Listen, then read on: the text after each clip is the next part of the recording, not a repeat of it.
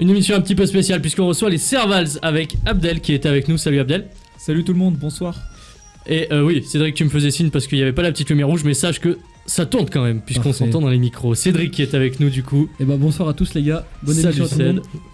Et Adrien, dernier chroniqueur qui est avec nous. Tout le monde. Donc on a un programme très dense puisqu'en deuxième partie d'émission, après la pause musicale, on passera du coup aux Servals avec Abdel qui nous résumera un petit peu la saison des Servals actuelle. Tu nous présenteras un peu ton parcours et puis donc un petit point sur le Super Bowl qui aura lieu dans la nuit de dimanche à lundi. Exactement. On aura aussi un quiz de fin avec l'ami Cédric qui nous l'a préparé. Évidemment. Exactement, aux petits oignons. Évidemment, tu veux pas dévoiler le thème comme d'hab. Bah, vous vous en doutez un peu du thème, j'espère. Je pense qu'on a une petite idée. Voilà. Il y aura des stats, je pense, à aller chercher. Peut-être non. Non, mais on a un invité football américain, donc forcément le thème. Ouais, ça va être costaud. Mais attention parce qu'il va nous faire un petit historique du foot américain, donc peut-être qu'il va te. Oh, historique, c'est un grand mot, mais bon, il faut débrouiller quand même. Exact. Justement, soyez attentifs. Ok. On aura aussi, juste avant ce petit quiz, les coups de cœur et coups de gueule comme chaque semaine. Alors il y aura le mien sur Jürgen Klopp à Liverpool. Adrien aura un petit coup de gueule sur Didier Dinard et le handball. Et toi, Abdel, sur le match NBA qui a eu lieu à Paris. Exactement. Et moi, surtout sur les ambiances. J'en placerai un petit aussi sur Willy Sagnol. Ah, il va en placer un petit. Mais, voilà. Vous aurez la crème de la crème des coups de gueule, coups de cœur. Mais avant ça, on a la crème de la chronique régionale avec l'ami Adrien et Cédric. Ça part tout de suite.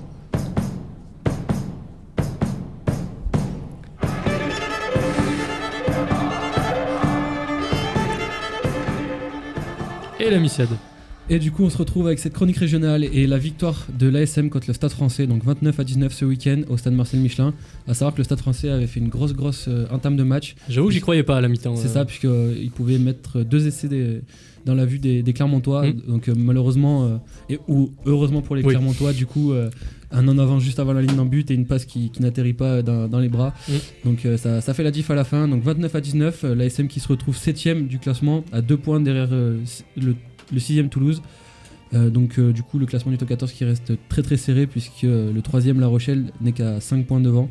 Donc tout est encore jouable, c'est-à-dire une victoire bonifiée. Bon, chose qu'on n'a pas réussi à faire une seule fois depuis le début de la saison. Peut-être déjà gagné à l'extérieur aussi. C'est ça. Bah, on a gagné 1 ou 2 matchs à l'extérieur déjà, mais après on nous a repaumé c'est surtout ces points de bonus qui nous font défaut vraiment cette saison, alors que les autres années on arrivait à les prendre plutôt facilement, notamment offensivement. Donc le prochain match sera le 15 février contre Pau à Pau. Donc je pense que c'est largement. Il y a peut-être moyen justement. Pau est 11ème, donc je pense qu'il y a de quoi faire. Donc pas de top 14 ce week-end puisque c'est le début du 6 Nations. Notamment avec le fameux France-Angleterre. Donc on y croit. On verra ce que ça donne. Mais on peut y croire puisqu'il y a une nouvelle génération qui arrive, il y a tout un nouveau staff. Donc ça laisse présager de bonnes choses, même si bon.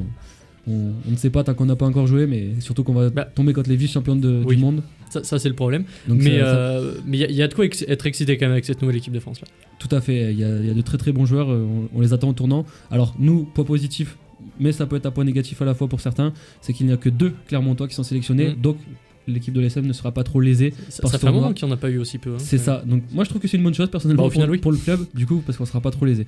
Donc on va passer maintenant toujours dans le rugby à la Fédérale 1 avec Issoire, donc qui s'est encore malheureusement incliné donc d'un petit point chez lui face à Rumilly. Donc les Issoiriens du coup qui sont malheureusement 11e à 5 points du 10e, donc Villefranche-sur-Saône. 5 points, c'est une victoire bonifiée, donc c'est rattrapable, mais il faudra pas trop laisser traîner. Donc Issoire qui avait terminé champion de France l'année dernière, là qui vit une saison très très très compliquée cette année. Et en plus ça va pas aller en s'arrangeant je pense, puisqu'ils vont se déplacer à Massy. Massy qui est quand même un des cadors de cette Fédérale 1 qui je pense vont monter en Pro D2 l'année prochaine. Ils ont longtemps été en Pro D2 aussi. C'est ça, ils étaient en Pro D2 il y a 1 ou 2 ans, ils sont redescendus, mais c'est une équipe clairement qui fournit toujours des gros joueurs aux équipes de top 14, notamment comme Cancorier, Macalou, enfin ce genre de joueurs. Donc c'est une très très grosse équipe. En Fédéral 2 maintenant, donc Tulle qui s'est imposé face à Clermont-Cournon 32-27, mais Clermont-Cournon, donc mon équipe pour le coup, là où j'entraîne, qui méritait de s'imposer sur le match, qui malheureusement a quelques petites défaillances. T'es impartial sur ce jugement là. Ah, je suis totalement impartial, je suis totalement objectif, mais qui méritait de s'imposer. Alors j'en ai discuté un peu avec le staff, c'était des manques de réalisme sur le coup, mais voilà, ça se rattrapera sur les prochains matchs. Et Vichy qui s'est imposé donc 35-17 face à Saint-Yrieix. Donc au classement, du coup, Vichy reste 3ème avec 48 points. Donc Périgueux 2ème, 57 points. Donc ils ont quand même fort à faire pour truster les 2 premières places. Et Cournon, donc, qui reste 10ème, donc, avec 7 points d'avance sur le 11ème, donc le premier relégable. Saint-Junien, 21 points et Cournon, 28 points. Donc on est on est encore bon pour. On est placé. On est placé, on est bien. On est pépère, 7 points d'avance, on est bien. On est pépère. On va continuer avec le basket. Donc la Jave qui s'est inclinée. Bon, là c'était un match. Je vais rester poli, mais. Oui. Fallait mieux regarder la NBA quoi. Ok. 69-63, donc très très petit match contre Nancy. Ils sont inclinés donc sur le parquet de Nancy en Pro B pour la 16e journée et ils recevront du coup Nantes, donc à la Maison des Sports de Clermont, donc qui sont actuellement 11e de Pro B, la Jave. Donc c'est pas une très très grande saison Compliqué, pour eux. Ouais. Comparé à l'année dernière où ils trustaient les premières places, là c'est quand même une saison toute Saison de autre. transition, on va dire. C'est ça. Comme on aime dire. On finit juste avec deux dernières actualités. Donc le handball club de Cournon qui s'est imposé face à Marsanais, donc 35-30 pour la compte de la 11e journée de N2. Donc ils recevront pour le prochain match Aix en Savoie. Donc le prochain match qui se déroulera le 1er février, à 20h45 donc au gymnase de Cournon. Ok. Et donc Cournon qui est 4e actuellement de N2. Petite dernière actualité, ce samedi 1er février 2020. Il y a le trophée Andros à Superbès, donc comme événement assez marquant de la région. Donc l'entrée est à 34€, 28€ jusqu'au 20 janvier si vous voulez réserver, et gratuit pour les moins de 16 ans. Donc je pense que c'est quelque chose quand même pour les amoureux de sport automobile à ne pas manquer. Ouais. Donc pour cette 30e saison, n'hésitez pas à aller y faire un tour. Bon, même si Superbès c'est pas à la porte à côté quand on est à Clermont, mais c'est quand même pas très très loin. Sur un week-end, c'est toujours un beau spectacle. Donc pour les passionnés de sport automobile, n'hésitez pas à aller y faire un tour. À toi, Adrien. Et ben, on poursuit avec le Clermont Foot, donc Clermont qui ramène un très bon point de Lens. Donc le club a préservé sa série d'invincibilité et c'était franchement un beau match. Ça faisait longtemps que j'avais pas vu Clermont jouer comme ça, avec un très beau jeu de la part des joueurs, très tactique. Lens a subi pendant bien 1 heure. Bon, certes, Clermont a subi après les 15 dernières minutes, mais c'était vraiment un beau match. Le nul est mérité sur la fin, mais sur l'ensemble du match, je pense que Clermont pouvait largement gagner. Mais ce qui est bien, c'est que Gribic a encore marqué et on arrive à conserver notre place en 5e position. Donc c'est toujours bon pour les playoffs. La question, c'est où va-t-il signer l'année prochaine ? Ah bah déjà, c'est déjà bien qu'on le garde là, la trêve hivernale. Après, ce sera une autre question donc cet été. Donc, oui, il y a quand même peu de chance là qu'ils partent dans les 48 heures. Ouais, non. Ouais, je pense pas. Ouais. Au moins faire une saison complète déjà. Oui. Mais je pense que par contre en fin d'année ça va être beaucoup plus compliqué de le garder après avoir s'il va finir meilleur buteur ou pas. À voir si on monte en Ligue 1 aussi. Oui aussi. Mais je pense que comme disaient les commentateurs de BeIN, si vraiment Gribic doit partir, je pense qu'il faudra mettre le prix, donc c'est toujours bon pour nous. Oui, dans tous les cas, ouais. Dans tous les cas, on est gagnant. Le prochain match du coup il est face à Orléans à domicile. On sait qu'on est très peu régulier à domicile, mais je pense que puis là, Orléans on est porte sur pas chance souvent. Ouais, mais là, vu qu'on est sur une bonne série d'invincibilité, je pense que ça pourrait le faire. Ensuite, on poursuit avec le volet de Chamalières, donc une victoire difficile, mais une victoire qui fait du bien. Elle est là. Donc on remercie encore le club qui nous avait invités à assister le match. C'était un match très difficile, si vous avez pu voir sur la story du Fréquence Sport, parce que elles étaient menées 2-7-0, et il y a eu un élan d'orgueil, je pense, donc au 3e set, où elles sont remontées difficilement, et elles ont pu aller s'imposer jusqu'au 3e set.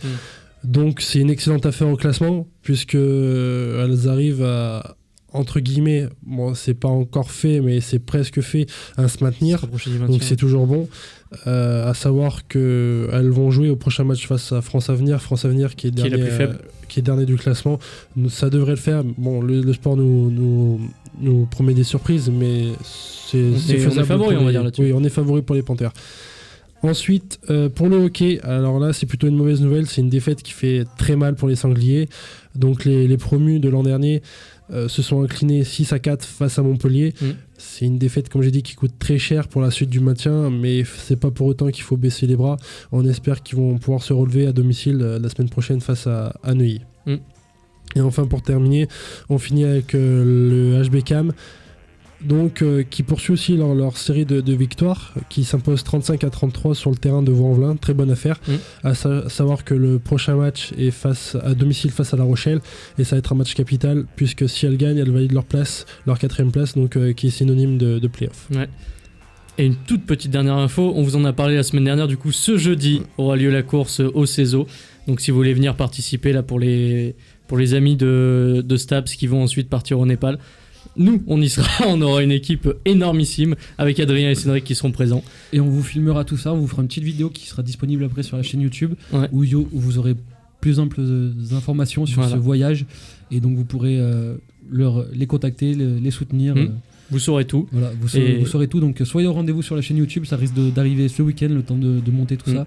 Pour voir les grands athlètes que compose le Fréquence Sport. C'est ça. On va les fumer. Très clairement, on va les fumer. Alors on m'a dit qu'il y avait une équipe spécifique trail, on va dire des bons coureurs. On les fume. On les fume. Non mais c'est bon, le trail, qu'est-ce que c'est? C'est le trail. Les gars. On va courir sur du plat là. Les gars, c'est du 1 km, les mecs, ils ont pas leur place. On va leur montrer. C'est du sprint pour eux, c'est comme si tu faisais un 100 mètres. Exactement. Et ça va nous permettre d'enchaîner avec la première partie du Fréquence Quiz. Donc vous aurez la deuxième tout à l'heure avec Cédric. Mais la toute première question, messieurs, Abdel, Adrien, Cédric, qui nous a dit: j'ai de grands objectifs, mais quand je joue les tout meilleurs, je ne gagne pas du tout. Alors, c'est très lucide de sa part. Mon fils ? Oh, il est fort. Gaël Monfils. Alors, pour ceux qui ont suivi l'Open d'Australie, Gaël Monfils qui a fait du classique en prenant une énorme tôle sur le premier joueur pas mauvais sur lequel il est tombé. D'ailleurs, tu n'avais pas du tout pronostiqué. D'ailleurs, si vous allez voir la vidéo qu'on a sortie, je l'avais absolument pronostiqué. Donc, Gaël Monfils qui a perdu sur Dominic Thiem 6-2, 6-4, 6-4. Alors, ça aurait été une question par la suite, mais je l'ai trouvé exceptionnel ce matin, la performance de Roger Federer. Merci de le souligner. Qui a fait une remontada exceptionnelle. Il était quand même blessé, mené 2-7-1 au bord du gouffre. Il a sauvé 7 balles de match. Il a sauvé 7 balles de match, c'est ça qui m'a le plus impressionné. Dont 3 de suite. C'est-à-dire que moi, je regardais pas le match parce que j'ai pas la chaîne qu'il faut, mais j'étais sur l'équipe, je réactualisais, je voyais c'est la dernière. Et en fait, ça a duré 2 heures de plus, c'était exceptionnel. C'était énorme, exceptionnel. Et Roger, le best, le GOAT. Deuxième question, donc 1-0 pour Ced. Attention, je ne sais pas si je dois le dire, mais son prénom vient d'un restaurant japonais. Qui a dit ça? Donc c'est quelqu'un qui a un fils du coup? Oui, un fils très connu, dont on a beaucoup parlé. De la mère de Kobe Bryant? Pas la mère. Le père? Est-ce que je le donne à Cédric du coup? Est-ce que je le donne à Ced? À vous de vous départager, Ced, Adrien. Après, j'ai peut-être là, pour le restaurant, c'est les bœufs de Kobe, non? C'est ça. C'était, alors attends, je crois que je l'ai noté quelque part. Ça c'est logique. Ouais, j'apporte la précision. Il a apporté la précision. De toute manière, je redistribue mes points. C'est le Kobe Japanese Steakhouse, si tu veux le nom du resto. Est-ce que, Cédric, tout à l'heure, tu nous disais si on en parlait ou pas de Kobe Bryant, est-ce que tu as un petit mot à dire sur lui? Non, mais bien sûr. Pendant que je te donne le point d'ailleurs. Ah, t'es gentil. Non, mais bien sûr, ça a choqué tout le monde. Alors, moi, je suis pas particulièrement à la NBA, mais c'est vrai qu'un sportif immense qui a marqué son sport comme lui l'a marqué nous quitte tragiquement. C'est quelque chose dont tout le monde est affecté, et on l'a vu parce que tous les sportifs en ont parlé, ont réagi à cette nouvelle. Et donc, loin du basket en plus. C'est ça, des sports loin du basket. On parlait tennis juste avant, mais Nick Kyrgios qui est rentré contre Nadal avec un maillot des Lakers de Kobe Bryant. Et c'est là que tu vois que la sphère du sport est globale, quoi. Enfin, ça englobe toutes les sphères de la société parce que tout le monde a réagi. Et c'est quelque chose de très triste malheureusement. Ouais. Et c'était assez dur à apprendre, Abdel.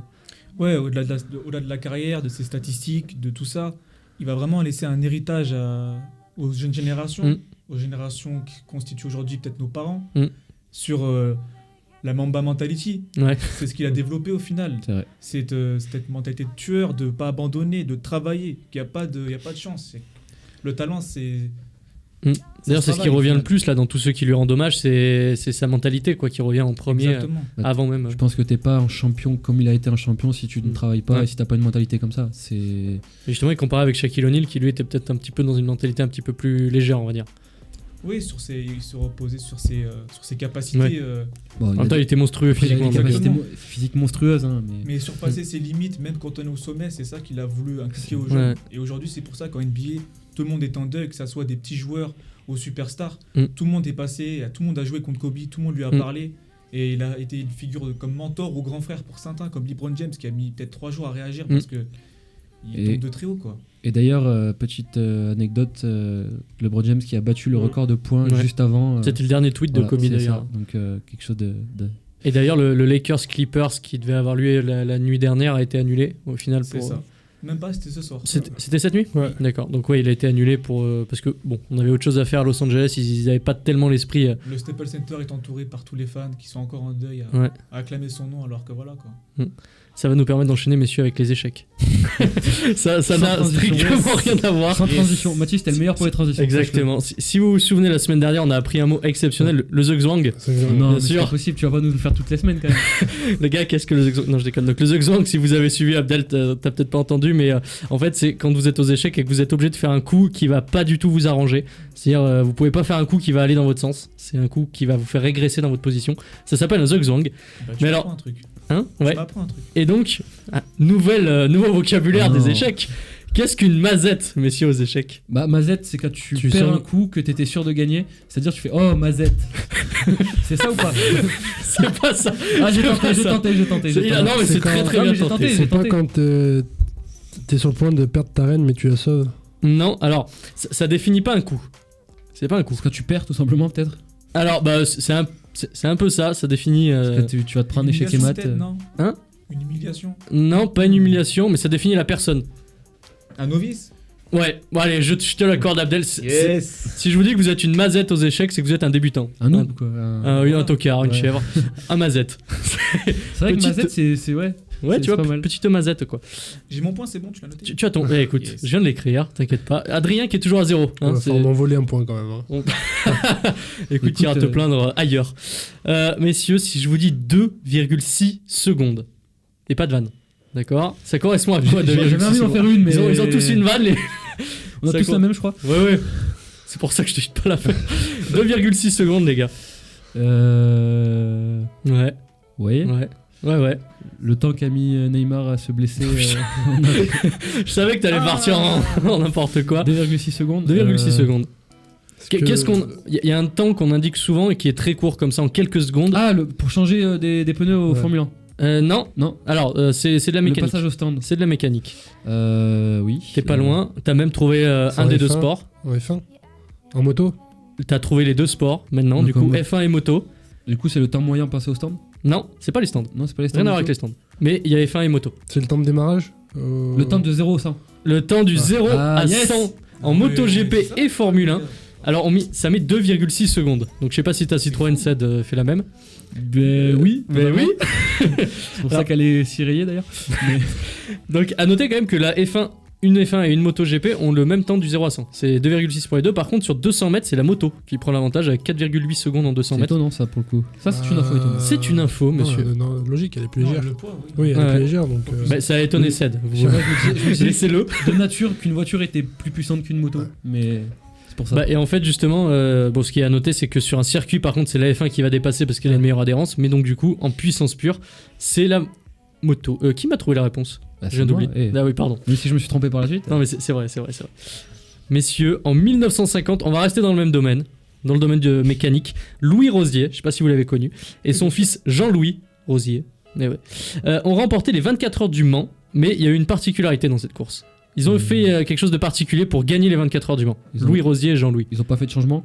Enfin, ou très peu. Ah, t'es pas loin. Ils ont pas dormi. Ils ont fait qu'un changement. Ils ont fait. Allez, il est fort. Il est fort aujourd'hui, le mec est en forme. Ah, écoute. Ils ont fait un seul changement. Alors, tu vas essayer de deviner la répartition. Puisqu'un seul changement, on se dit, Ah, le premier a fait 12 heures, le Non, deuxième a fait justement, 12 heures. C'est une Non, connerie non, comme le 23 gars il a fait toute la course, il a fait 1 minute ou un truc comme ça, non Il a fait la Alors, fin 23h, 1h ou un truc comme ça. Il y en a un qui a fait 23h10 et l'autre 50 minutes. Sans déconner.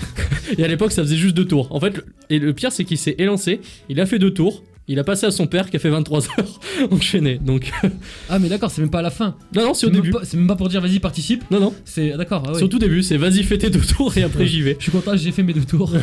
On félicite quand même Louis Rosier qui s'est tapé les 24 heures du Mans lui tout seul au final. Donc ça fait 4 points pour Cédric, 1 pour Abdel. C'est bien que Cédric, que ce soit toi qui fasse le quiz. Puisque je l'ai redistribué après. Donc, Ouais. Est-ce que t'es pas un peu deg là pour une fois que tu fais le quiz Écoute, plus cartonné comme ça? je sais que j'ai gagné. Donc, Pardon monsieur. On va parler d'un américain, messieurs, Dean Karnazes, qui a réalisé une performance exceptionnelle. Je vais pas vous dire laquelle. À vous de me la trouver. Dean Karnazes. Alors si vous avez une autre prononciation, vous pouvez aussi, On est c'est en dans quel américain. sport, Est-ce que c'est typiquement américain Non, ça correspond un peu à ce qu'on va faire jeudi nous. Tu- Bon, tu- plus costaud. tu peux redire la c'est question un marathonien. Ah, alors ça concerne le marathon. Ouais, c'est un record, non enfin... C'est une sorte de record, oui, lié au marathon. Alors, Sur le chrono, peut-être, la performance. c'est pas lié au chrono, c'est plutôt lié à une forme de régularité. Il a toujours fait le même chrono. Non, Sa vitesse de course. non. Oui. Il les a enchaînés. Voilà, je vous aide grandement. C'est celui qui a enchaîné le plus de marathons à la suite. Alors, il va falloir me trouver le nombre. De 12. 3. Plus. 5. Plus que 3. Beaucoup plus. 12. 22. Beaucoup plus. Beaucoup plus. 30. Beaucoup plus. 50. 40. 68. 50. 50, Cédric. Cédric. La chance énorme. J'ai une chatte. Le mec est énorme. Avant l'émission, je vous ai dit. Non, mais ouais. Alors, en fait, arrivé à la bourre, donc ce n'est pas possible. Bon, je vais le faire avec l'accent cette fois. Gene Kunzis a couru en fait 50 marathons en 50 jours. Donc chaque jour il s'est tapé un marathon. Alors bon à noter quand même. À la fin il les a pas finis, c'est pas possible. Bah si parce que il a. Alors Saitama. alors bon il a eu une aide de la nature qui n'est pas vraiment une aide, mais c'est qu'il a une anomalie génétique. En fait ses muscles évacuent très rapidement l'acide lactique, qui l'empêche d'avoir des crampes et d'avoir de la fatigue. Ah oui. Donc en gros il se tapait un marathon, le lendemain il était pas fatigué, il se retapait un marathon. Alors certes physiquement bon du coup il était pas impacté, mais quand même mentalement faut se le faire quand même. Parce que s'il mettait 3-4 heures à chaque fois. C'est Forrest Gump le gars. C'est ça, mais 50 fois de suite quand même. Hein. C'est chaud. D'ailleurs, c'était dans les années combien? C'était dans les années combien Attends, est-ce que t'as je retrouve. Écoute, vous le saurez dans la deuxième partie de l'émission. Je dis Forrest Gump, mais si c'était avant, ça se trouve ils se sont inspirés. Ça se trouve ils sont inspirés peut-être. Ouais, peut-être. C'est une info. Et d'ailleurs, en parlant de choses rétro, je vais vous demander qu'est-ce que le Cuju. Alors, à tout moment, ça se prononce Coujou. Est-ce que ça serait pas dans la région de Brive ça? Ouais, c'est ce que j'allais dire. Rien à voir. C'est pas en France, messieurs, le Cuju. C'est un art martial, non? Alors, t'as trouvé la bonne zone géographique. Japonais? Chinois. Voilà, chinois, donc c'est en Chine. Donc le Cuju, c'est quoi? Une boxe? Non. C'est un plat? C'est un truc qui est. Ça doit être le truc le plus mondialement connu aujourd'hui. Ping-pong? Non. En Chine? Le mondialement connu, donc pas en Chine, Cédric. Le monde. Non, mais. Le monde entier. Du coup, ça part de Chine. Ça part de Chine. Le coronavirus. Mais on croit pas. C'est dégueulasse. Non, mais c'est l'ancêtre du foot. Oui, il est bon. Yes. Et franchement, il est en forme. Yes. Ça devient comment ça? Tiens, on est passé du coronavirus au foot. Je pensais vraiment pas que t'allais trouver dans la seconde là, mais très très fort. Donc en fait, justement, c'était la fausse piste parce que bon, certainement que vous pensiez que c'était peut-être anglais. Je sais pas, Adrien. Mais donc l'ancêtre, c'est le Cuju. Après, le foot a de multiples. Effectivement, mais on va dire la première notion de football, c'était ça il y a 2300 ans. C'était pas passé dans un espèce d'anneau. Non, c'était pas quelque chose comme ça. Non, c'était 2 équipes de 12 à l'époque. Il y avait. T'as dit quoi? Non, ça c'est le Quidditch. D'ailleurs, une équipe de Quidditch qu'on va bientôt inviter. Tout à fait. C'est bien, on fait la promo en même temps. Ce n'est même pas une vanne. C'était un ballon en fait. C'est pas une vanne. Non, c'était pas une vanne. C'était pas une vanne Abdel. Donc c'était un ballon fait de cuir rempli de plumes, et donc il y avait 2 équipes de 12, donc c'était assez proche de ce qu'on a aujourd'hui. Donc Cédric, ça te fait 6 points. Le mec a fait une razzia. C'est une. Abdel, t'as quand même marqué un point pour sauver l'honneur. C'est l'honneur. Adrien, t'as été là. T'as fait la vanne. Il s'est fait voler. T'as fait. Allez, si tu veux, je te le file le point. Messieurs, s'il vous plaît. J'en ai trop. Moi, je peux rappeler mon score de la semaine dernière vis-à-vis de toi. C'était quoi? C'était un 6-0 aussi? Donc on va passer bien sûr à la pause musicale dans quelques instants dans le Fréquence Sport sur Radio Campus 93.3. Vous retrouverez... je viens de rater la musique. Vous retrouvez Abdel pour l'instant Super Bowl, l'instant Servals, la totale. On se retrouve dans un instant sur Radio Campus 93.3. La musique arrive. Et on se retrouve pour la deuxième partie du Fréquence Sport sur Radio Campus 93.3 pour nous intéresser donc à notre invité Abdel qui nous vient des Servals. Et donc on va parler un petit peu foot américain dans cette deuxième partie. Abdel, d'abord, on va simplement te demander de te présenter, du coup, te présenter un petit peu ton petit parcours. Bah écoute, vas-y. tout simplement, je m'appelle Abdelila Bouela. Ça fait 6 ans que je fais du football américain. J'ai commencé à 15 ans. Et aujourd'hui, je suis coach et joueur. Coach, pourquoi? Parce que je me suis blessé l'an dernier, je me suis fait les ligaments croisés. Mais bonne nouvelle, lundi, j'ai fait un test isocinétique. Donc nos amis qui sont en STAPS doivent savoir ce que c'est. Et voilà, j'ai fini mon protocole de rééducation. Je suis prêt à rattaquer. Je suis plus qu'en forme, donc tant mieux. Maintenant, ce qui est intéressant avec le football américain au niveau un petit peu de mon parcours, c'est que je suis arrivé, j'avais 15 ans. Je voulais pas faire de foot ni de rugby parce que justement, je voulais un peu me démarquer des autres. Je voulais me trouver un petit peu en tant que personne parce que j'avais pas confiance en moi. Et je voulais vraiment me trouver, j'en avais marre de rester comme ça. Et c'est ce que j'ai trouvé au final avec le football américain. C'est un peu un sport où au final, la discipline est très importante, la rigueur. Être perfectionniste, c'est un caractère. Il faut avoir de l'amour propre. C'est-à-dire que c'est un sport où justement on est amené à être confronté à des adversaires. Et au final, sur le terrain, c'est toi contre moi. C'est un sport de combat et il faut savoir aussi ses faiblesses, ses forces. Et donc c'est un peu, comment dire, une sorte de quête spirituelle pour soi-même. Et voilà, donc j'ai commencé à 15 ans. j'étais cadet dernière année, il n'y avait pas d'équipe de cadet, donc je me suis entraîné avec les juniors pendant 1 an, donc juste sans faire de match, équipé, à courir, surtout à commencer à avoir une espèce d'hygiène de vie, parce que vraiment, voilà, j'avais 15 ans, j'étais pas du tout en forme. Et donc ça t'a beaucoup aidé en même temps. Exactement, au fil des années, j'ai pu un peu m'affiner, si je puis dire. Mais vraiment, ce qui était marrant, c'est que le premier jour où je suis arrivé, c'est quelque chose qui m'a marqué, c'est que on a fait le warm-up, l'échauffement, et moi je pensais que ça commençait déjà en fait. Ouais. Et j'étais déjà à bout de souffle et j'en pouvais plus, quoi. Putain. Mais quand je suis rentré chez moi, j'ai dit à ma mère, ouais, c'est bon. T'as trouvé ton sport. Je vais faire ça vraiment, genre, je me sens moi-même vraiment sur le terrain et je veux me développer là-dedans, quoi. Donc ensuite arrivé les juniors, j'ai commencé remplaçant en défense. On apprend à jouer en défense quand on est en junior, parce que justement c'est un poste un peu plus simple où on comprend un peu plus ce qui se passe, à appréhender un peu l'appréhension du contact. Et c'est là justement, d'ailleurs, j'aimerais saluer les coachs Rouder, Jacques Rouder et Philippe Rouder, qui justement sont les coachs en U19 chez les Serval, qui vraiment s'investissent à 100% et nous donnent ces clés pour pouvoir grandir en tant que personne et en tant que joueur. Et c'est là qu'après, il y a différents profils de personnes qui passent au sein du club. Et ceux qui restent, généralement, c'est ceux qui ont compris et qui, au fil des années, évoluent même en tant que personne. Et voilà, passer de remplaçant, on fait ses preuves. Et après, on devient titulaire. Et j'ai eu la chance d'être capitaine. Et franchement, c'est ça qui est magique dans le sport, c'est qu'au final, c'est vachement enrichissant sur le plan humain. De savoir qu'il y a des gens qui ont différents profils, différents caractères, mais on a besoin de ça au final. On a besoin d'un mec qui pète un plomb parce qu'il en a marre de perdre ou des choses comme ça, et ça fait avancer, de voir les choses, de voir les autres faire des erreurs, on avance aussi. Et aussi, ça rebondit un peu sur les études, sur la façon dont on appréhende un contrôle, comment on n'arrive pas à surmonter les difficultés personnelles dans la vie. C'est pas en abandonnant, c'est pas en baissant les bras, en se laissant morfondre que on règle les choses. Chaque chose qui nous arrive a un but, à nous de nous relever et d'avancer, de combattre tout simplement, et de s'investir. Ouais. Et d'ailleurs, cette année, du coup, avec ta blessure, t'es plutôt passé de l'autre côté, on va dire côté coach. Exactement. Où tu nous as dit que c'était pour cette saison en tout cas, pour le moment, où t'as passé un diplôme.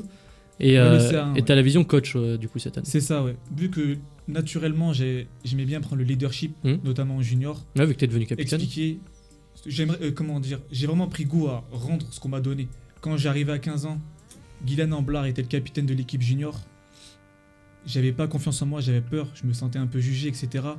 Chaque exercice, il me tapait dans la main, good job. 2 mots comme ça, chez moi, ça voulait dire tellement de choses. Je faisais quelque chose de bien. En fait, je suis capable de faire des choses. Je suis capable de faire des choses. T'as donné confiance petit à petit. La mise en confiance, c'est super important dans le sport. Exactement. C'est super important. Et je me retrouve vachement dans ce que tu dis, dans le sens où, du coup, je suis devenu entraîneur. Alors, moi aussi, parce que je me suis blessé. Donc, des traumatismes crâniens que tu dois bien connaître, je pense, avec le football américain. Donc, j'ai dû arrêter, malheureusement, ma carrière de joueur. Donc, du coup, je me suis reconverti en tant qu'entraîneur. Et c'est vrai que ce que tu disais, le plaisir de transmettre ce que tu as appris, ce qu'on t'a donné, c'est quelque chose qui, alors cette phrase fait un peu cliché, mais c'est vrai, qui n'a pas de prix, dans le sens où toi tu as formé les futures générations qui elles vont former les futures générations et ainsi de suite. Du coup c'est un cycle infini auquel toi tu participes et je trouve ça génial, quoi. C'est ce que je préfère, honnêtement, c'est ce que je préfère, de voir qu'un gars, par exemple, j'ai commencé le coaching cette année, je pense à 2 rookies notamment dans notre équipe senior, qui vraiment, ils ne connaissaient rien au foot, ils s'investissent, ils viennent, qu'il fasse froid, qu'il pleuve, ils m'écoutent. Après, bien sûr, il y a des moments, je râle, je suis derrière eux, je leur crie dessus, mais c'est normal. Pour qu'ils comprennent. Et à la fin, ils savent pertinemment que c'est pour les aider, et c'est ça qu'il faut comprendre, c'est que notamment dans ce sport, le football américain, au poste de receveur, parce que j'ai fait que de ça fait 6 ans, c'est de la précision, c'est du body language, c'est du détail, c'est la façon dont tu t'estimes toi-même qui va définir parfois même la façon dont tu joues. Si tu te sens pas capable de faire quoi que ce soit, quand tu vas arriver face à un gars qui lui est sûr de lui, tu vas rien faire.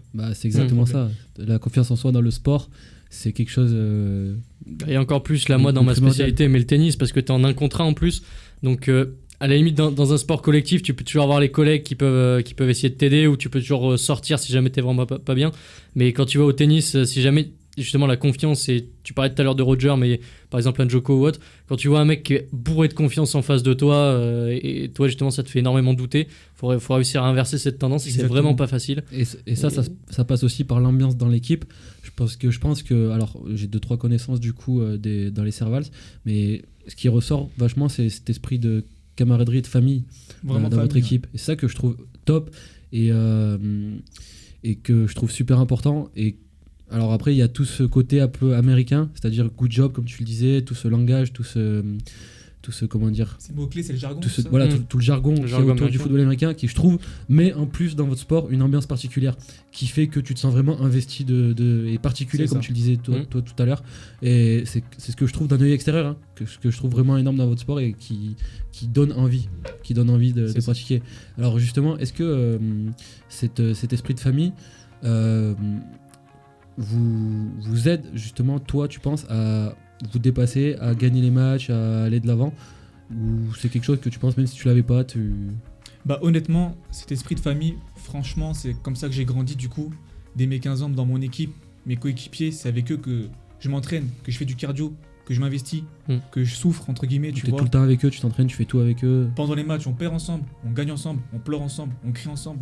Et du coup, à partir de ce moment-là, comment dire, tous les gens avec qui j'ai joué, j'arrive même pas à les considérer comme amis ou c'est frères d'armes, je sais même pas comment les qualifier, c'est vraiment une relation à part. Parce que tu te coupes de ta vie, t'as ton casque, t'as des épaulières, t'es dans ton match, t'es avec ton pote, tu sais que tu peux compter sur lui. Et c'est ça vraiment aussi que je trouve par rapport au rugby, même si je suis pas de ce sport-là. Dans le football américain, personne n'avance sans les autres. Et ça, j'ai mis du temps à le comprendre. Je me disais, un receveur, mais en fait, il suffit qu'il soit bon, qu'il limite son défenseur, il attrape la balle, c'est fini.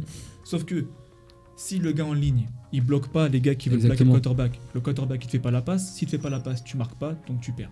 C'est exactement ça, et le rugby du coup c'est un peu la même chose, puisque si les avants, pour faire cliché, si les avants ne font pas leur travail, les arrières derrière n'ont aucun ballon, ne peuvent pas exploiter. Et ça c'est une bonne chose à enseigner à tous les journalistes de foot qui parlent et qui disent qu'un joueur peut faire tout seul. C'est ça. Voilà, si le mec a pas récupéré le ballon avant, s'ils ont pas fatigué l'équipe adverse. Ça c'est dans tous les sports collectifs, je pense. Mais faut bien le rappeler à certains journalistes de beaucoup de sports qui pensent que certains joueurs peuvent tout faire tout seul. Vas-y Seth.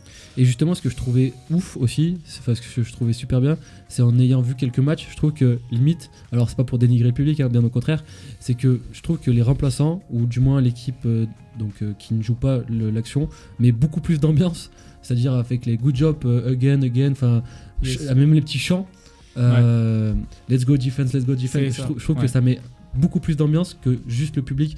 Et rien que ça participe à cette image de sport spectacle. Et je trouve ça dingue pour. Alors même si on est qu'en France, c'est quelque chose d'énorme quoi. Et donc du coup, on va pas faire trop de transition, mais par rapport à cette saison, donc à la Rataki, il me semble. Le week-end dernier. C'est ça. Ça. Tu peux nous parler vite fait de ce premier match ? Exactement. On s'est déplacé à Chambéry, une équipe qui descend de Division 2. Bon, le match s'est terminé sur un score de 14-9 pour Chambéry. On a eu beaucoup de mal à la première mi-temps. C'est soldé par un 14-0 à la mi-temps. Ah oui. Mais justement, cet esprit de famille, cet esprit de conquérant, c'est-à-dire qu'on sait pourquoi on s'entraîne et qu'on s'investit et on veut une chose, c'est finir champion de conférence sud au final. On est revenu de la mi-temps et ils ont plus marqué. On a marqué 9 points, on n'a pas su revenir à la fin. Et je trouve ça c'est déjà une première victoire, on va dire. Exactement, c'est vachement encourageant de se dire qu'on a su réagir. Maintenant, on doit travailler sur plus d'automatisme, plus de confiance même, parce qu'on était un peu sur les talons dès le début du match, une équipe de Division 2, un peu de gabarit. Un peu intimidé peut-être, ouais. Peut-être. Mais une fois qu'on rentre dans le match et qu'on prend confiance et qu'on a su s'adapter... Vous avez vu qu'il n'y avait pas une si grande différence de niveau.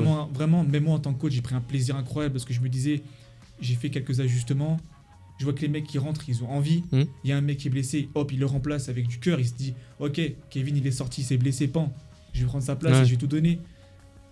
Vraiment, en termes d'attitude, notre équipe, elle a montré vraiment des choses incroyables ce dimanche. Et franchement, ça me motive encore plus pour venir aux entraînements et me dire, voilà, je coach des gars qui ont pas rien à faire de ce que je peux leur dire, ou même les autres coachs, d'ailleurs. Et c'est ça la clé. Donc maintenant, là, on joue dès samedi prochain à domicile. Les Black Hornets. Sur le terrain d'honneur, les Black Hornets. Premier match à domicile, donc allez les voir. Samedi 19h, c'est ça ? C'est ça, ouais. Il y a des petites choses qui sont prévues, des petits jeux. Donc, des animations, c'est ça. Pour que les spectateurs ils gagnent des petits lots. Donc on verra bien, mais le but c'est de décrocher la première victoire. Ouais. C'est ça. Et de continuer sur cette mentalité. À franchir. Mais moi, franchement, je suis confiant. On a un bon groupe. En espérant que vous n'oubliez pas le médecin, les gars. Comme l'an dernier. Croise les doigts. Figure-toi que nous on l'avait pas oublié, mais c'est eux qui nous oublient. Ouais, je sais bien.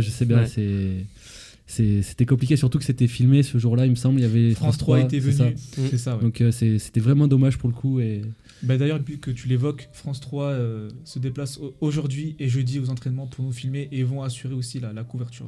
Pour ça. C'est top alors. Donc, envoyez un message au médecin. Allez, ils vont pas nous la faire deux fois. Clairement. Tu viens. Et du coup, les objectifs des Servals cette année? Très clairement, c'est finir en tête de la poule, premier ou deuxième. Parce que très rapidement, pour expliquer comment ça se passe, notre conférence sud, il y a 3 poules.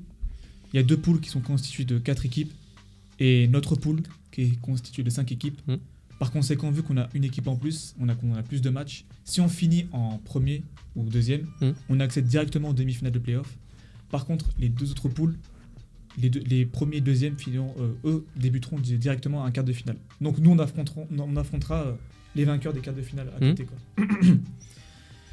Et justement, l'objectif, c'est de finir champion de conférence sud. On a les moyens, on a les joueurs, on a les structures, on a les coachs. Il n'y a plus qu'à faire. Exactement, il n'y a plus qu'à faire. Ouais. Juste avant de passer donc, à l'événement qui aura lieu ce week-end, le Super Bowl, dont on va parler dans un instant, tu voulais nous faire un petit rappel des règles justement pour essayer d'aider à comprendre le football américain, pour ceux qui ont un peu de mal potentiellement. C'est ça, même mes amis, mes proches, très souvent, les règles sont pas très connues et très vite on associe ça à « Oh mais c'est trop compliqué, je comprends rien ». Alors que pas du tout, donc c'est pour ça que... C'est ce que j'allais dire, quand tu t'y intéresses un minimum, parce que quand même il faut faire... C'est sûr que si tu regardes un match dans l'année, bon, ça va être compliqué d'y comprendre. Mais... Même pas, parce qu'on est... moi je vais pas faire le puriste, mais en regardant juste le Super Bowl, parce que les autres matchs sont pas forcément malheureusement diffusés ou sur des chaînes que tout le monde a. Non, ça se comprend très très bien. Parce qu'en plus, souvent les commentateurs font l'effort en même temps d'expliquer. Oui, souvent, en plus, vu que c'est assez séquencé, ils ont le temps d'expliquer à chaque fois qu'il y a eu une séquence ce qui s'est passé, ce qui aurait pu se passer. Donc vas-y, avec tes règles. Donc justement, voilà, je vais un peu vous expliquer à tous qu'est-ce que c'est le football américain et comment ça se joue. Déjà, le football américain, c'est sur un terrain de 100 yards, avec 2 zones de 20 yards qui correspondent aux zones de touchdown, donc là où on va marquer. En NFL, les équipes, elles sont constituées de 53 joueurs, donc c'est du 11 contre 11 sur le terrain. Mais chaque équipe, elle est constituée de 3 escouades, l'attaque, la défense et l'équipe spéciale. Un match, ça dure 60 minutes, c'est 4 cartons de 15 minutes, mais en réalité, ça dure un peu plus longtemps dû aux arrêts de jeu, aux temps morts, etc. Donc on peut vite doubler ce temps au final, ça dure vraiment 2 heures. Avant un engagement, il y a un pile ou face pour savoir au final qui va avoir le ballon en premier dans le premier quart-temps. Et justement, à la mi-temps, c'est l'équipe qui n'a pas gagné le pile ou face qui débutera avec le ballon. Après ce pile ou face, l'équipe qui débute, elle va recevoir le ballon par un coup de pied qui va être envoyé par le kicker de l'équipe adverse. Suite à ça, le ballon va être mis en jeu et c'est le joueur qu'on appelle le centre, celui qui a la balle avant que le jeu démarre, qui va le donner au quarterback et c'est à ce moment-là que le match commence. Le but du football américain, donc c'est connu, c'est un jeu de gain de terrain. L'objectif, c'est qu'au final, on parcourt les zones de touchdown avec un porteur de ballon. Pour ce faire, on a 4 tentatives pour parcourir une distance de 10 yards. Pour les parcourir, il y a 2 façons. Tu peux courir. Donc là, ça veut dire que le quarterback va prendre la balle et il va la donner tracer, directement à un joueur qui est très souvent c'est un running back.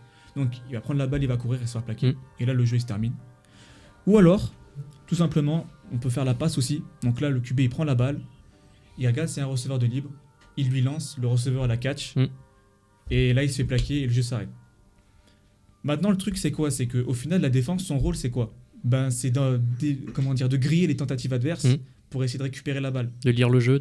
C'est ça, parce que si l'équipe qui attaque, au bout des 4 tentatives, n'arrive pas à franchir ses 10 yards, elle rend la balle à l'équipe adverse. C'est pour ça que très généralement, une équipe qui attaque, si au bout des 3 tentatives, elle n'a pas franchi les 10 yards, elle va faire un truc qu'on appelle un punt. Un punt, c'est quoi? C'est en gros un dégagement qui en fait va te faire partir la défense adverse de très loin. Loin, parce qu'au final, si tu puntes pas et que tu rates ta tentative pour essayer de parcourir les 10 yards sur ta dernière tentative, la défense repart de l'endroit où le ballon était posé à la base. Donc autant la faire reculer le plus possible. Maintenant, on va voir un peu aussi au niveau de la défense. Comment on récupère un ballon en défense? Il y a 3 façons. Soit donc, comme je l'ai expliqué, tu grilles les tentatives adverses, donc tu forces des tentatives à moins de 10 yards. Soit tu fais une interception, donc là ça va concerner un peu plus justement au niveau de la passe. Ça veut dire tout simplement que ton défenseur, il arrive à attraper la balle avant un receveur. Et donc là, tout simplement, c'est turnover. Les équipes s'inversent. L'attaque passe en défense et la défense en attaque. Il y a encore aussi le fumble. Le fumble, tout simplement, c'est quoi? C'est un ballon perdu. Si un porteur de balle échappe la balle, à partir de ce moment-là, la balle, elle est vivante. Tout le monde peut la récupérer. Sauf que si la défense l'attrape, elle récupère la possession. Le fumble, je crois que j'avais entendu ça, mais alors je dois sûrement me tromper. C'est s'il échappe uniquement vers l'arrière, non? Il n'y a pas un délire comme ça. Importe. Il me semblait. Mais il n'y a pas quelque chose comme quoi si. Alors c'est peut-être pas un fumble du coup, mais s'il échappe que vers l'arrière, il se passe. Non. Enfin, je sais pas, non, c'est pas du tout. Non, c'était... T'as peut-être confondu avec autre chose. C'était pas ça complète. C'est-à-dire que si le receveur il attrape pas la balle, tu vois, il n'arrive pas à l'attraper, ce qu'on appelle un drop. Le jeu s'arrête, c'est pas ça complète. Ok, il n'y a pas de moyen de. C'est pour un running back ou un receveur qui a attrapé la balle, qui a le contrôle de la balle et qui commence à courir. D'accord. À partir de ce moment-là, il est considéré comme un coureur. D'accord. Et si le coureur échappe la balle, c'est un fumble. D'accord, ok. Donc, très bien. Et aussi, si un coureur sort des limites du terrain, la balle va pas à l'adversaire. C'est comme si on considérait qu'il était plaqué à l'endroit où il est sorti en fait. C'est pour ça qu'on voit beaucoup de joueurs qui, une fois ont franchi la ligne des 10 yards, sortent volontairement du terrain. Pour éviter un contact inutile, ou alors ça peut être aussi stratégique, arrêter le chrono. Parce que quand un joueur sort du terrain, ça arrête le temps. Alors que si il se fait plaquer sur le terrain, le chrono continue de tourner. Donc en fin de match, quand on est mené, très souvent on essaye de faire des jeux courts. Ou alors, quand on fait un gros gain, on sort tout de suite pour arrêter le chrono, on repart et on tente quelque chose de tout simplement. Maintenant, au niveau de l'attaque, pour marquer, il y a différents moyens. Il faut savoir une chose, c'est que il y a une difficulté en attaque, c'est que à partir du moment où on réussit à enchaîner des drives, c'est une série de jeux, la défense va forcément s'adapter. Et à partir de ce moment-là, c'est là qu'au final on voit que les deux équipes se jouent, c'est comme un véritable jeu d'échecs. Une bataille tactique. C'est vraiment tactique.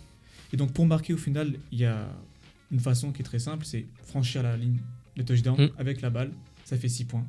À partir de ce moment-là, il y a deux façons de convertir des points. Soit on fait une conversion à 1 point, c'est simple, on tire à 30 mètres entre les deux poteaux, comme au rugby. Soit une conversion à 2 points, donc là la balle elle est remise à 2 yards avant la ligne de touchdown. Et là, tout simplement, l'équipe qui attaque, elle a une action à faire, en mode normal.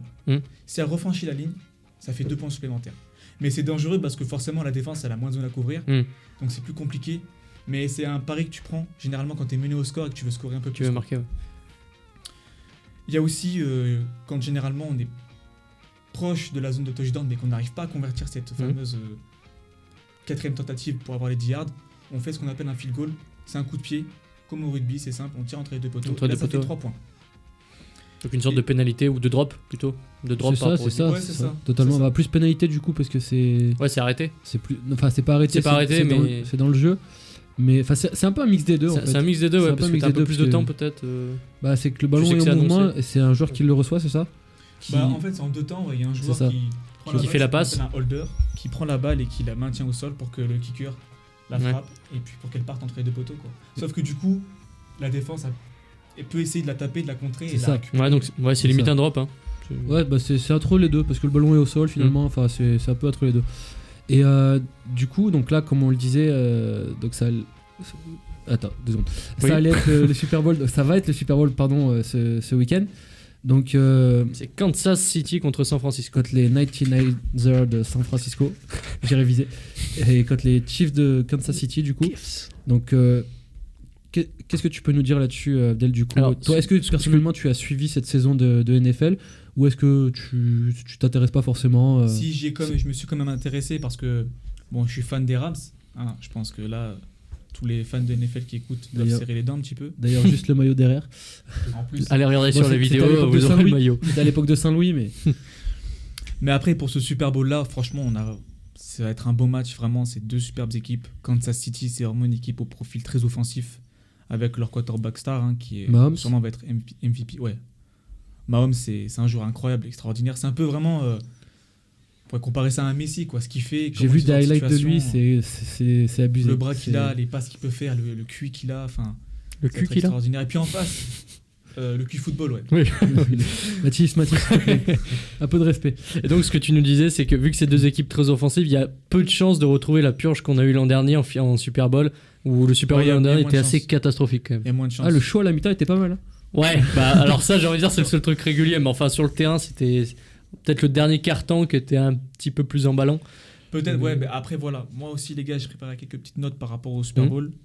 Faut savoir que le premier Super Bowl, il a été joué en 1967 et que suite à ça, justement, il y a une fusion entre la NFL, qui est la National Football League qu'on connaît aujourd'hui, et la AFL, qui est la American Football League.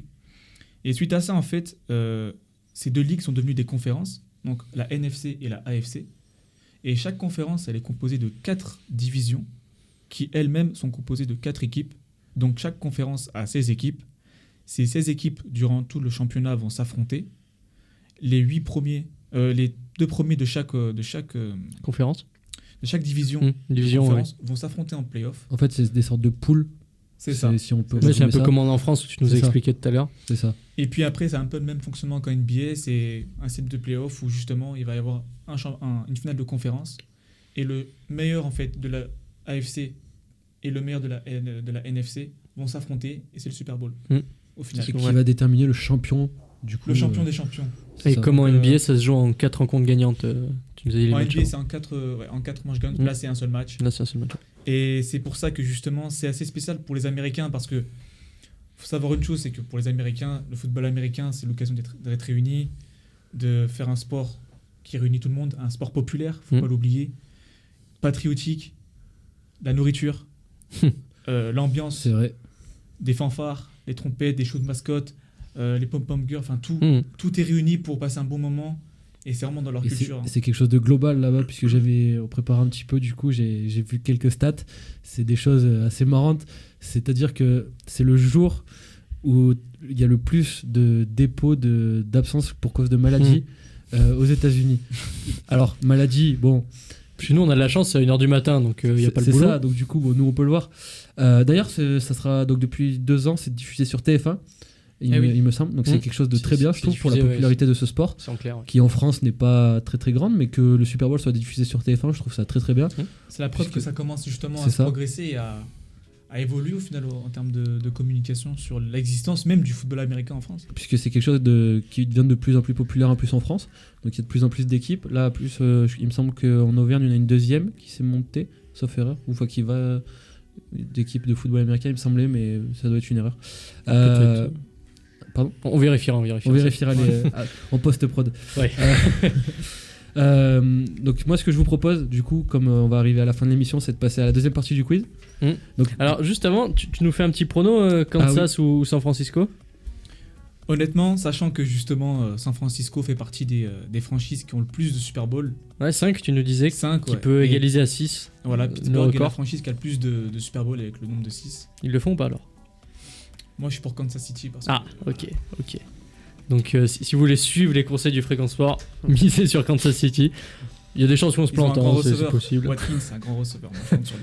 Ça marche. Et donc, ça nous permet de passer au quiz de Cédric. Alors, Cédric, t'avais 6 points, tu les redistribues à qui ? Toi, t'en as 0 du coup ? Comme Adrien, et Abdel en a 1.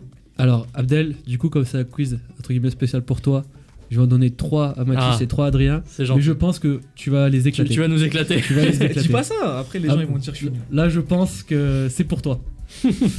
Bon, énorme pression.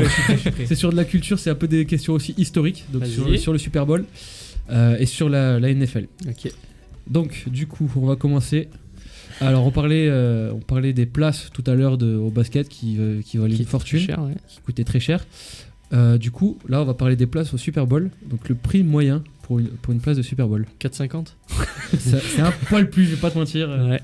Vas-y, Adrien, donne ton prix. On fait quoi, le plus près ? On en donne chacun si le plus près ? Vous voulez. Vas-y, Adrien. 10 $. 10 $. Le prix moyen d'une place de. Le prix moyen d'un Super Bowl. Je déconne quand je dis 4,50. Je crois que tu me disais la place minimale.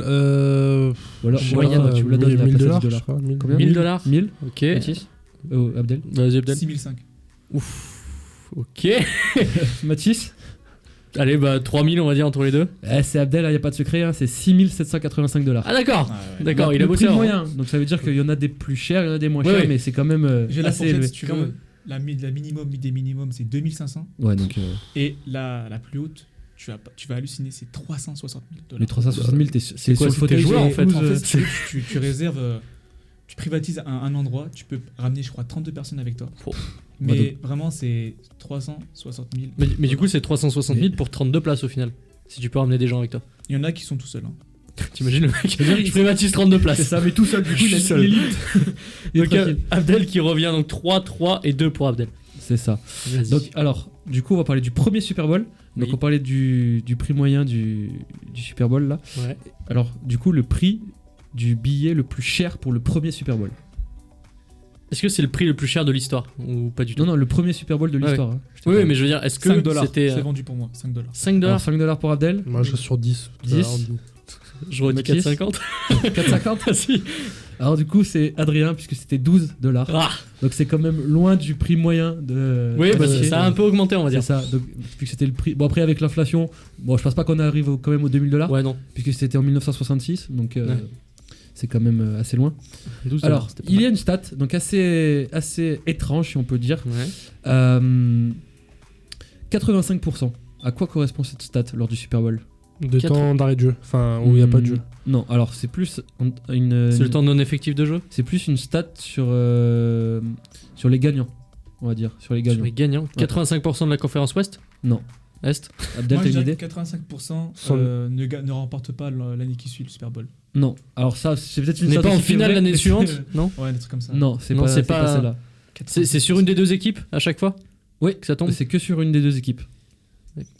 Qui mène à la mi-temps, gagne le qui ne marque pas de touchdown. Non, bon, du coup, je vous la donne ou pas ou Non, attends, on l'a trouvé, monsieur. Une des deux équipes. C'est qu'il y a d'autres questions, alors je voudrais pas. Bon, vas-y.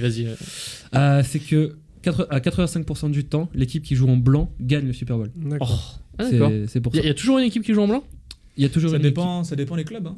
Alors c'est souvent. C'est jamais arrivé qu'il y ait du rouge contre du bleu. Contre les 49ers. Les 49ers, c'est les 49ers qui vont jouer en blanc parce que les deux équipes ont du rouge ou du vert, je sais plus sur leur maillot.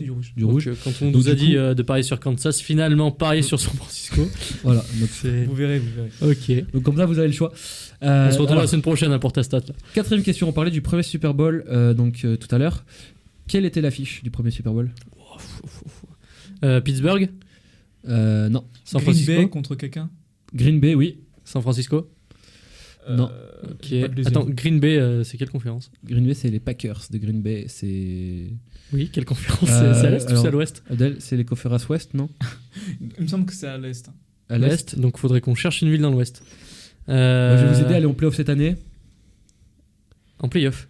Elle est en playoff, elle est même au Super Bowl. Seattle? Ah, c'est pas San Francisco? Kansas City du coup. Oui, Kansas City. Donc un point par. Ah donc c'était une équipe de l'Ouest. Les Chiefs contre les Packers, donc la première affiche du Super Bowl. Ok, donc ça fait 4 pour moi, 4 Adri, 2 Abdel. Donc on a parlé du basket tout à l'heure. Quelle était l'affiche de ce NBA Paris Games 2020? Charlotte contre Milwaukee. Oui, c'est Adrien qui marque le point. Alors, ensuite. Il prend la tête du quiz le coup. Pareil, on parlait du Super Bowl, donc comme quoi c'était un show. Oui. Et que donc l'année dernière c'était Adam Levine, il me semble, à la mi-temps. C'était Maroon 5, ouais. Il me semble Maroon 5, c'est ça. Donc il s'est foutu à poil, je sais pas pourquoi. Donc là, je veux savoir le show à la mi-temps. Par qui il sera animé? Cédric Shakira, Bernard. Jennifer Lopez. C'est ça. Donc on espère qu'elle fasse pareil que Adam Levine. si elle peut nous entendre. Si on peut avoir la même. Donc point pour Abdel. Je crois que c'était toi, moi. Non, j'ai décliné. Autant pour moi. Écoutez, ton public va être déçu, mais. C'est ça. Alors, dans quel club? Et là, on parle de foot, donc de soccer, plus de football américain. Et ça, c'est une actu qui vient de tomber. Après 8 mois sans club, dans quel club a signé Atem Valladolid. Valladolid. Putain, été plus vite.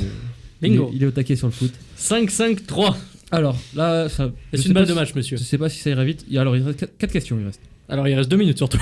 Ouais, t'inquiète pas, ça va le faire. Vas-y. Donc, Verne Cotter, quelle équipe va-t-il désormais entraîner? Fidji. Puis il est au taquet.